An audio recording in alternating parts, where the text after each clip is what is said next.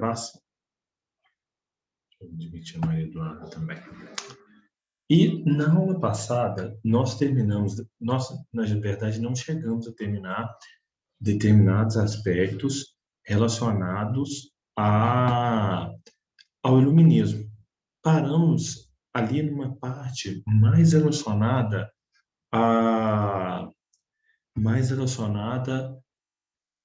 à política. A gente viu a política, a sociedade, e na aula de hoje nós vamos ver as transformações ou as ideias para a transformação da sociedade no campo econômico.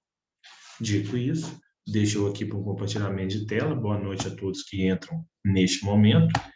E vamos aqui por Revolução Inglesa. Me responda o bate-papo. Emerson, boa noite. É que eu já estou meio no pique aqui. E aí, deixa eu ver aqui.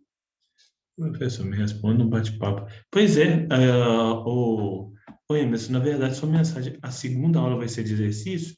Ah, sim. Vai sim, viu? A primeira de normal e a segunda de exercício. Dito isso, vamos continuar aqui, pessoal, trabalhando com, como eu mesmo falei, aspectos relacionados ao iluminismo e economia. Bom, e a gente começa aqui com os seguintes pontos: críticas à excessiva intervenção mercantilista na economia, ideias vinculadas ao desenvolvimento da economia industrial, tentativa de promover o livre desenvolvimento da economia capitalista. Eu falei com vocês na aula passada que a situação das ideias iluministas surgiu muito pelo contrário. Ou seja, eles não tinham liberdade religiosa, então eles começaram a desejar liberdade religiosa. Eles não tinham liberdade política e passaram a desejar liberdade política. Eles não tinham liberdade econômica, eles começaram a escrever sobre liberdade econômica.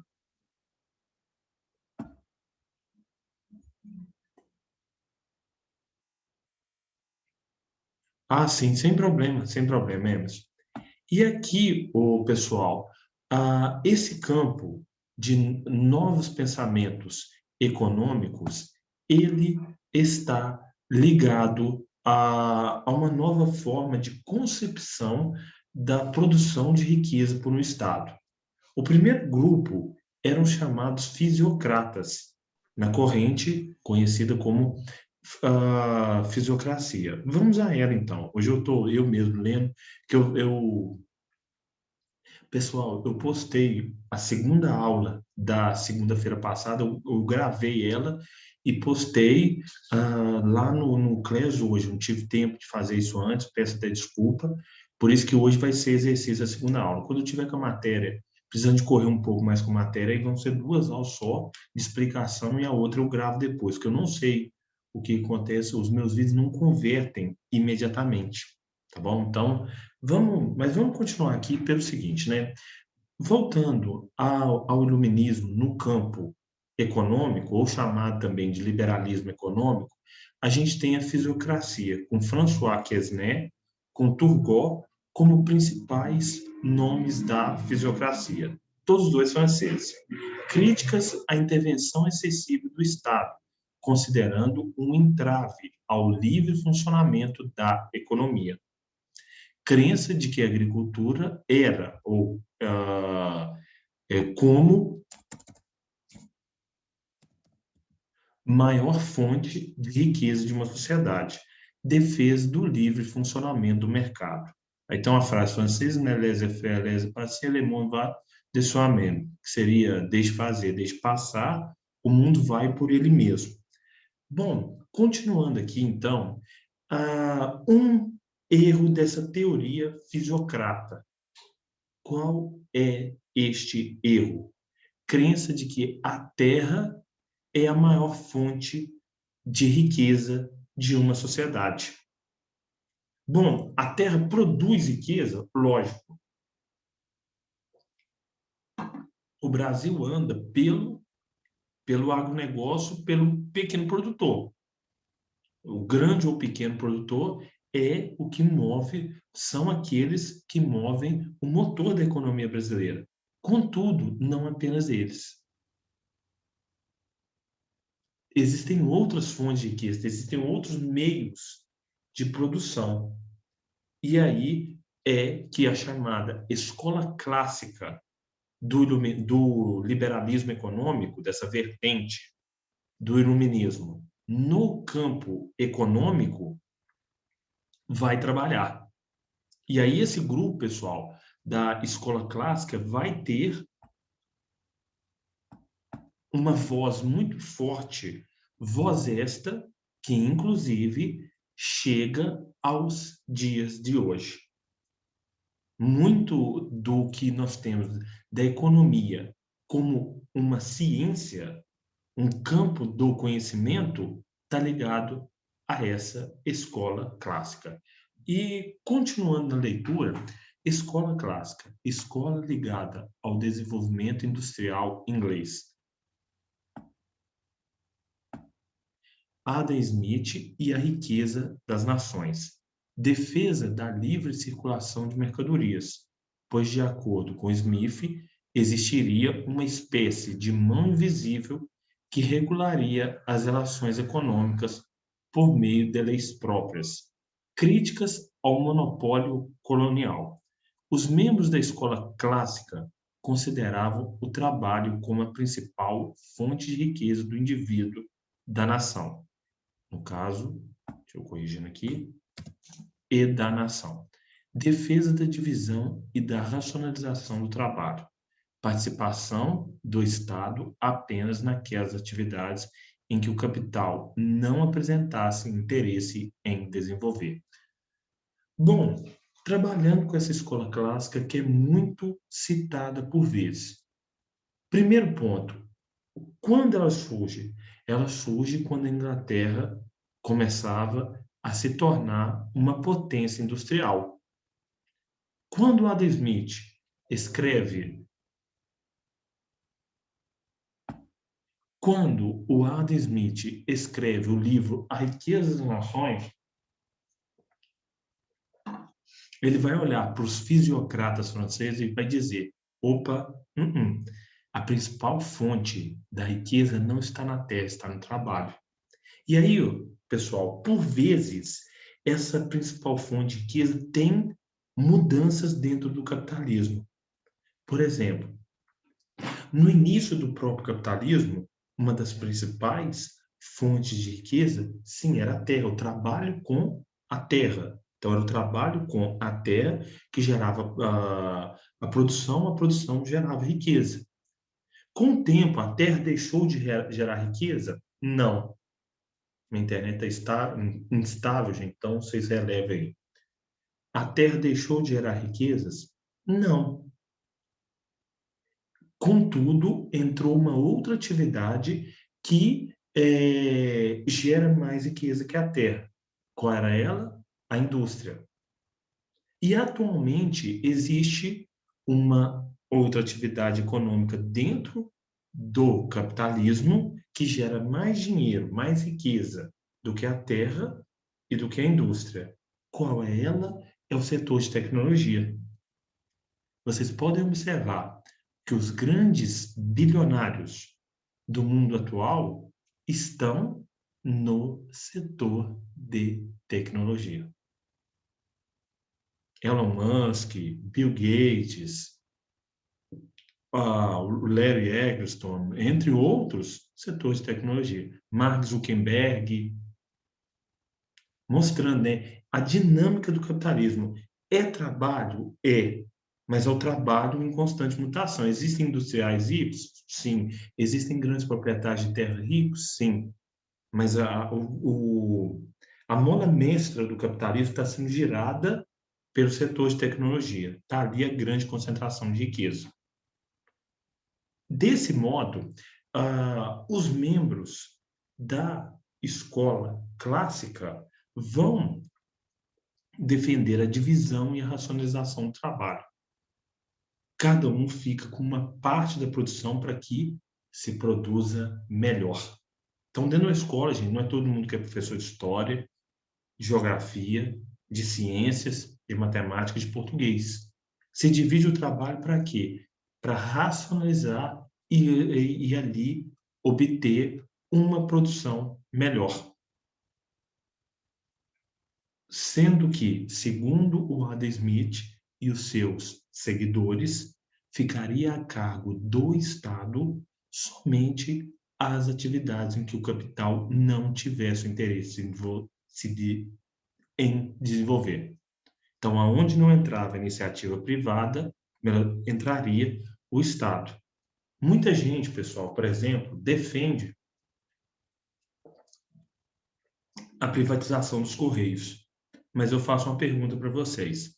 Num interior, num grotão, num São José do Mantimento da vida, geralmente eu tenho alguns alunos de São José do Mantimento, mas acho que esse ano não deve ter, não. Você acha que um lugar que não tem mercado consumidor, não tem público, uma empresa privada iria funcionar? Eu digo, muito provavelmente não. Que não tivesse lucro? Muito provavelmente não. Muitas vezes as pessoas defendem o liberalismo econômico sem tomar por conta essa ideia do Adam Smith, que o Estado deve chegar assim nos lugares onde a iniciativa privada não tem interesse. Então ele não é um opositor, ele não deve atrapalhar, mas aonde ela não chega, o Estado deve jogar luz por ali. Dito isso, passemos para o despotismo esclarecido. Pessoal, tem fofoca aí, viu? Despotismo esclarecido. Adoção de alguns princípios iluministas por parte de alguns monarcas europeus, desde que não afetassem seus poderes. Medidas que visavam em retirar alguns estados da sua condição de atraso. Alguns nomes desse despotismo esclarecido: Catarina Grande, Rússia; José II, Áustria; Carlos III e seu ministro, né, Aranda, Espanha; Dom José I e seu ministro, Marquês de Pombal, em Portugal. Gente, vou para uma definição de despotismo esclarecido aqui no chat, viu? Vamos lá, então. Despotismo esclarecido.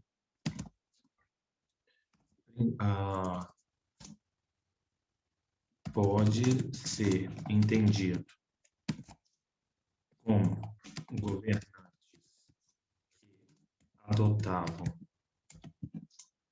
algumas posturas iluministas, mas sem a mudança estrutural do absolutismo. Eles tomavam por base algumas reformas. Entretanto, eles não deixavam de ser tiranos. A palavra déspota, por exemplo, pode ser substituída por tirano. E esclarecido vem justamente de iluminismo. Então, trocando as palavras por um mesmo significado, tirania clara, tirania ligada ao iluminismo. Por exemplo, né, vocês já devem ter estudado com a Maiara o Marquês de Pombal. O Marquês de Pombal, ministro português, foi um ministro de Dom José I, como está escrito ali, que tomou algumas medidas liberais. Separou igreja do Estado, então isso é iluminista. Ele tentou modernizar a economia portuguesa com princípios iluministas, mas ele não deixou de ser um tirano. E, pessoal, a fofoca de hoje é sobre Catarina II, a Grande. Presta atenção, presta atenção. Vocês não devem, não podem e não vão pesquisar o mobiliário de Catarina II, tá? Vocês não podem não devem e não irão pesquisar. Gente, se vocês pesquisarem, vocês vão ver um trem tão absurdo.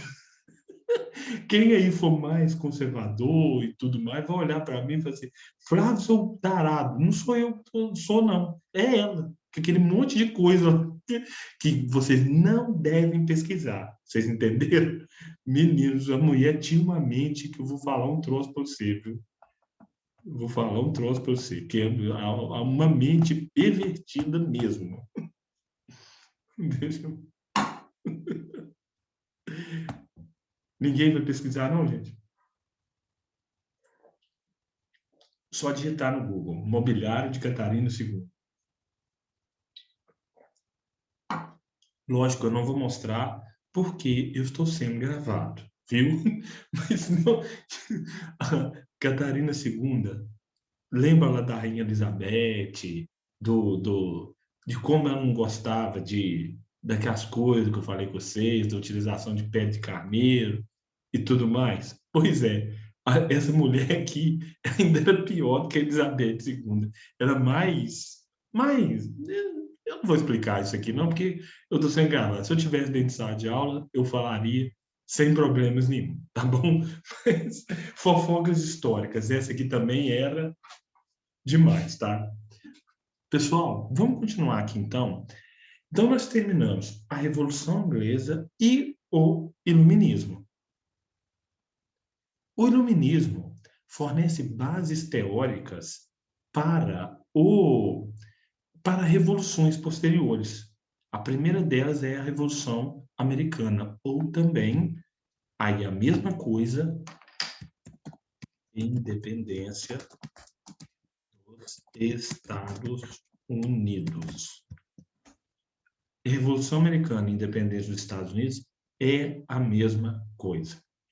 Dito isso, vamos continuar aqui. Revolução Americana.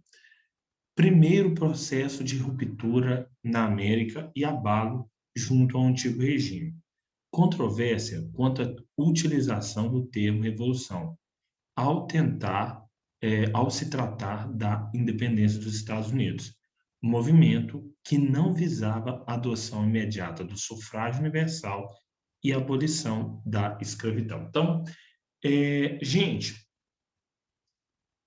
o movimento conhecido como independência dos Estados Unidos trouxe muitas coisas novas. Isso é inegável. O que se observou nos Estados Unidos, que se formaram pós-independência, foi uma situação extremamente nova e diferente. Por quê? Era a primeira vez que uma colônia se livrava da metrópole e se formava como uma nação independente. Eles foram os primeiros. Flávio, isso explica o porquê os Estados Unidos eles são a principal potência do mundo até os dias de hoje? Pode ser um fator, mas não é o único. Vamos ver outros fatores relacionados ao processo de formação do que hoje nós chamamos de Estados Unidos da América. Então, antecedentes. Primeiro ponto, falta de um planejamento sistemático junto à colonização inglesa na América do Norte. Situação conflituosa pela qual a Inglaterra passava entre os séculos XV e XVII. Características próprias das colônias, self-government, tentativas da coroa britânica interferir junto às colônias americanas, principalmente durante o século XVIII.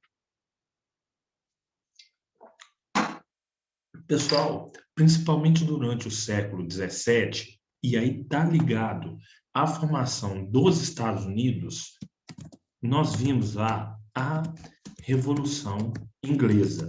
Lembra vocês, dividida, alguns historiadores consideram 2 partes, outros historiadores consideram 3 partes. Uns 2, outros 3. Vamos para 3 partes, né?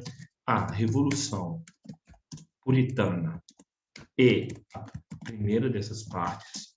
A segunda parte é o Protetorado de Cromwell, que é o governo do Oliver Cromwell, né? Os únicos 12 anos republicanos da história inglesa, e a terceira parte, que é a Revolução Gloriosa. Durante este período do século XVII, a Inglaterra viveu um período de convulsão social. Aí eu faço uma pergunta para vocês. Quem vive numa bagunça interna tem como se preocupar com outra região, outro território, outro país? Me responda no chat aqui, porque aí eu já estou falando demais.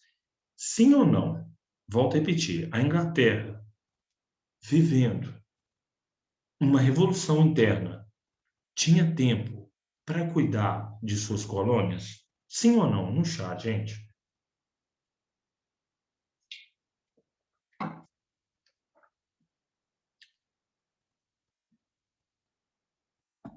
Pessoal, o que vocês acham? Aí vai na opinião mesmo.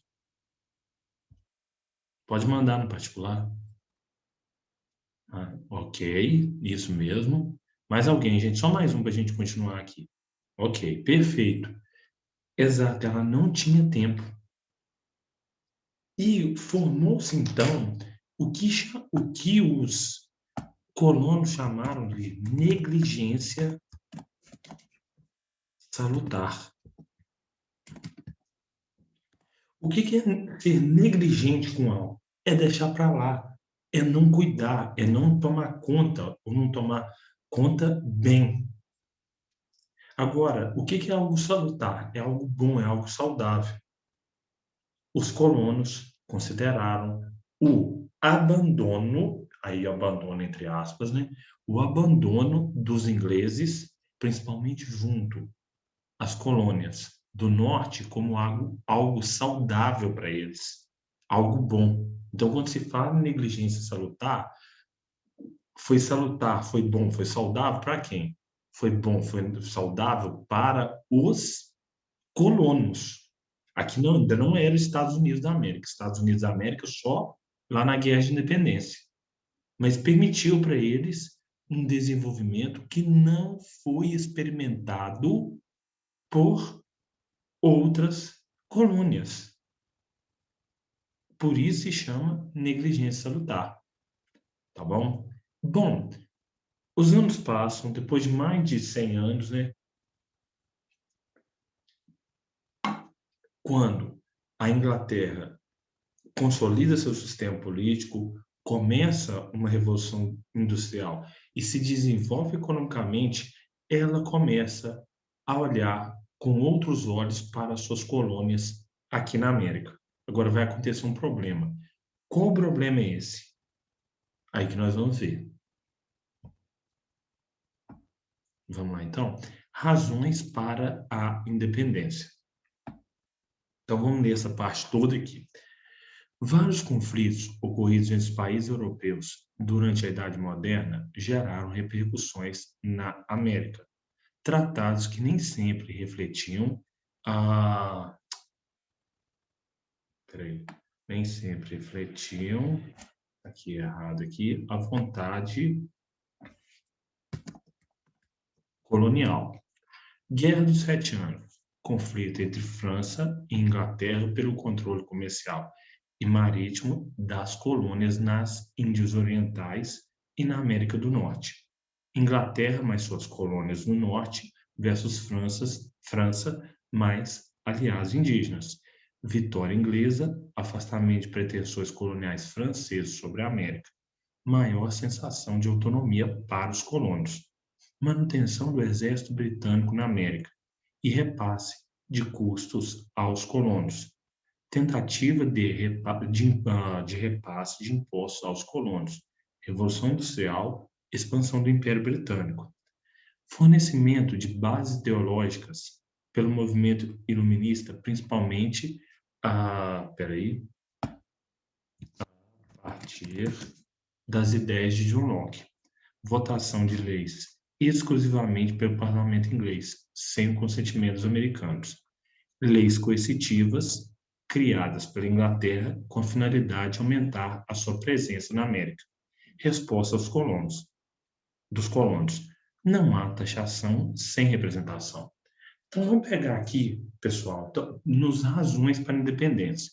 Começa já na metade do século XVIII. Com o quê? Com guerras que começavam nas metrópoles e se estendiam para o continente americano. Volto a repetir, guerras que começavam entre as metrópoles na Europa e se estendiam para o continente americano. A Guerra dos Sete Anos é a mais falada. Contudo, ela não foi a única guerra que aconteceu no início do século XVIII que envolveu colonos e metropolitanos. A guerra começava na Europa e se estendia aqui na América.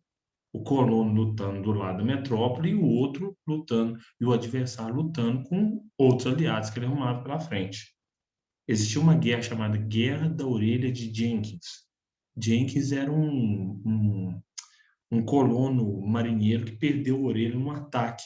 Eles ganharam a guerra, mas perderam. Ele perdeu sua orelha e ganhou o nome da guerra com a sua orelha. Mas, contudo, o conflito mais importante foi esse aqui, Guerra dos Sete Anos. Mais uma vez, uma guerra entre quem? França de um lado, Inglaterra do outro. Até a Primeira Guerra Mundial, gente. Pode colocar França de um lado e Inglaterra do outro. Na Primeira Guerra Mundial, eles acabam por se unir. E aí a gente vai ver isso mais para frente. E aí, qual foi o cenário desta guerra?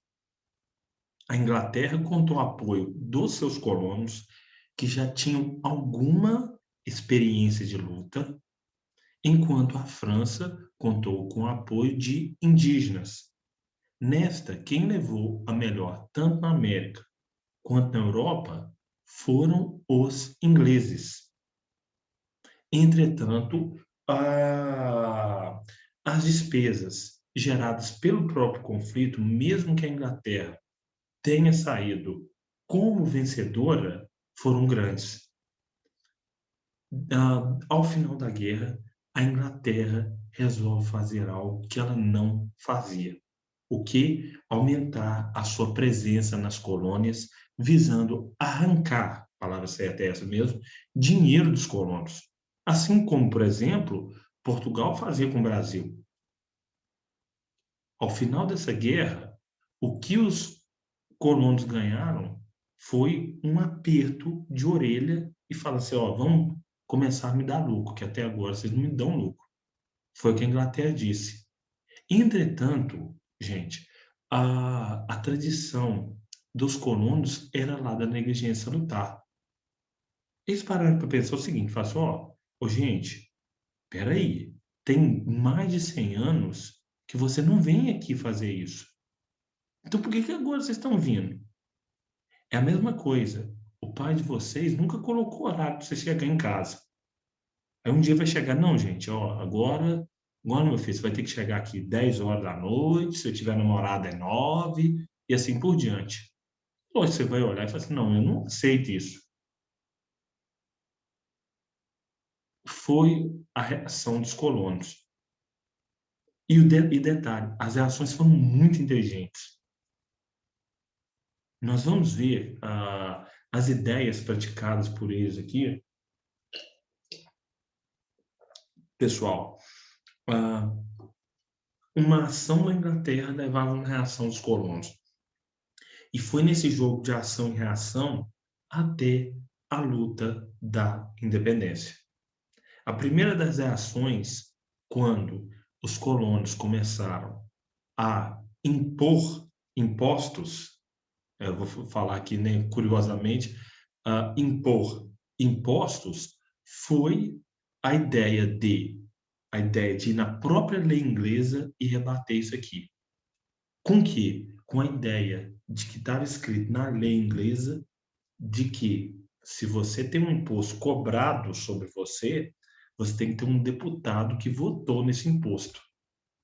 É o que chamava, né, não há taxação sem representação. Se não teve um deputado que votou esse imposto aí para mim, eu não aceito o imposto. E aí vamos ver essas leis e as reações. A Inglaterra editava uma lei, os colonos reagiam. Editava outra lei, os colonos reagiam. E assim sucessivamente. A primeira dessas leis foi a lei do açúcar. Pessoal, deixa eu fazer uma pergunta para vocês. Vocês querem que eu continue a aula até terminar esse capítulo sem os exercícios? Ou vocês querem um exercício na segunda aula? Eu vou deixar vocês decidirem. Coloque no chat, fazendo favor. Primeiro ponto, lei do açúcar. Estabelecimento de impostos adicionais para a compra de açúcar, produtos estrangeiros como artigos de luxo, vinho, café e seda. Tentativa de obrigar os colonos a comprarem os produtos oriundos da Inglaterra ou suas colônias. Então, a primeira lei que foi colocada dizia: olha, colonos, vocês só podem comprar o açúcar de origem inglesa ou vindos da Índia, de outros lugares ligados à Inglaterra. Os colonos falam: não, a gente sempre acostumou, a gente sempre comprou açúcar da América Central, a gente vai continuar comprando açúcar da América Central. E aí começou uma série de disputas. Primeira indisposição. Segunda, que foi mais uma piada do que uma indisposição.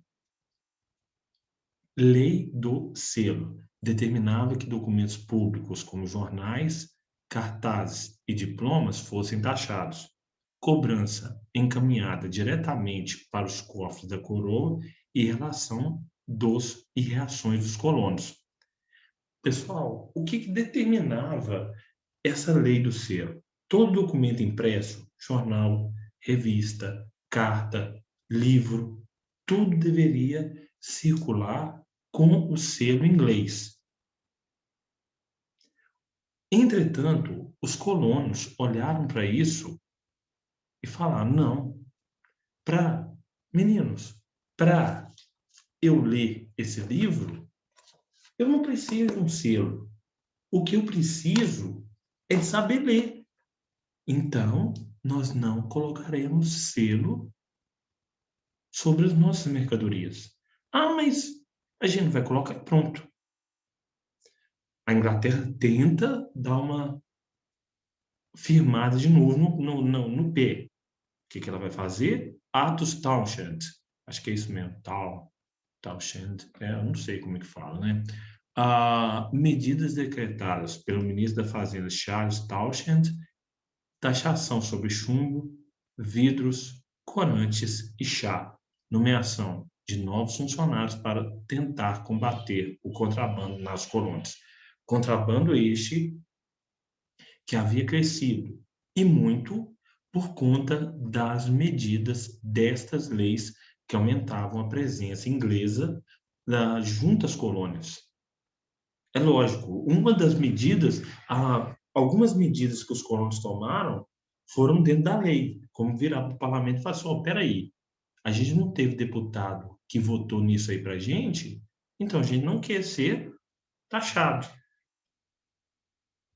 Outras medidas foi, pessoal, mercado paralelo, isso custa menos. Então vamos mexer com o mercado paralelo.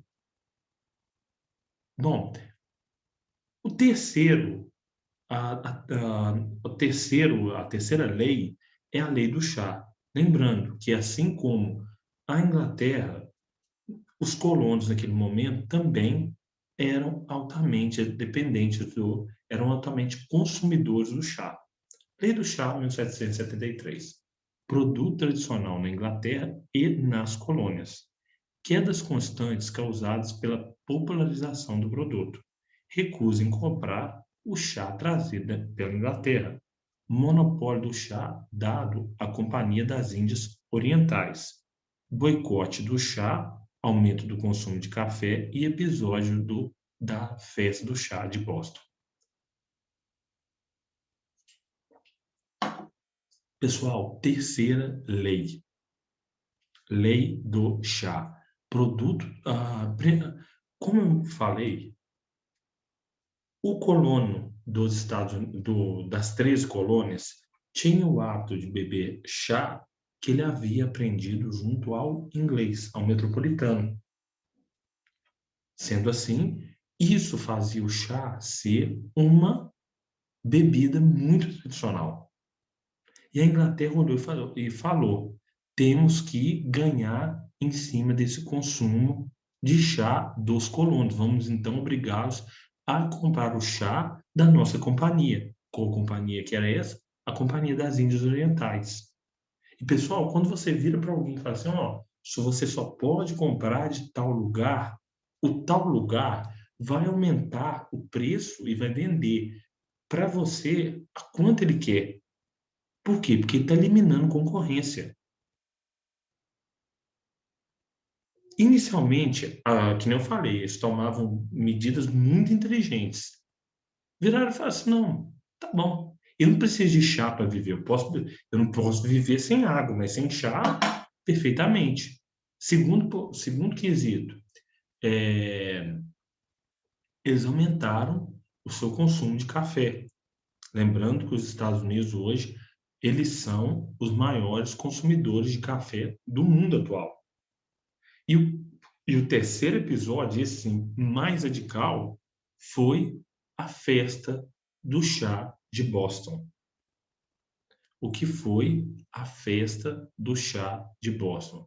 Foi uma comemoração em Boston, no qual estavam navios carregados de chá no porto, e estes navios foram tomados por colonos vestidos de índios que queimaram os navios e jogaram o chá da Companhia das Índias Orientais no mar.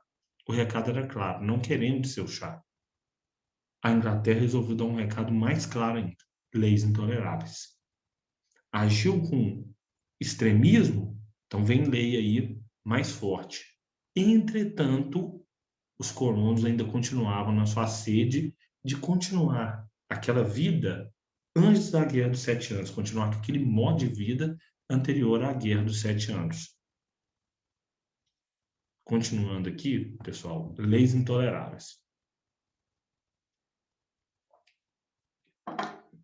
Aprovação de um conjunto de leis pelo parlamento visando desencorajar a rebeldia. Fechamento do porto de Boston, suspensão de benefícios à colônia de Massachusetts, impedimento de qualquer manifestação pública contra a metrópole e obrigatoriedade da concessão de alojamento a soldados ingleses. Então, elas são chamadas de leis intoleráveis porque elas eram quase impraticáveis. Pessoal, qual a importância de um porto? Um porto é um local de saída e entrada de mercadorias, ou seja, um lugar de circulação de riquezas. E um porto fechado é perda de riquezas. Lógico que o fechamento do porto de Boston vai desagradar demais os colonos, mas não é só isso. Outro ponto também é a suspensão de benefícios à, à colônia de Massachusetts. Benefício da liberdade e algumas isenções tributárias perdidos. Outro ponto, impedimento de qualquer manifestação pública contra a metrópole. Então, toda manifestação seria duramente castigada. E a última dessas leis que tornavam elas mais intoleráveis ainda, a obrigatoriedade da concessão de alojamento a soldados ingleses. Por quê? Ninguém te garantia segurança. Daqui a pouco eu vou tratar disso, eu vou continuar falando sobre isso aqui na próxima aula, tá bom? Outro link, viu? Pode entrar no outro link lá.